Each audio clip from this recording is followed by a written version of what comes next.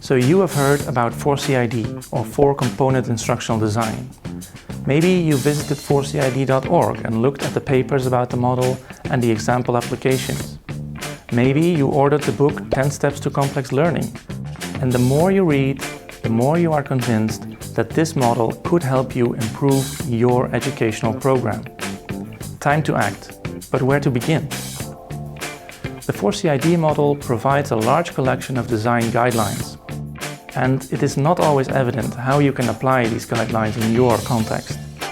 So to help you understand the guidelines and to get started with 4CID, we offer a 2-day workshop. We are SHE, the School of Health Professions Education of Maastricht University. And we work with SHE professor Jeroen van Melienboer, who founded the 4CID model, to bring you this hands-on workshop. In the workshop, you will work in small groups to design learning tasks, supportive information, procedural information, and part task practice for a realistic curriculum. You will be guided and coached by members of the SHE staff with extensive expertise in health professions education.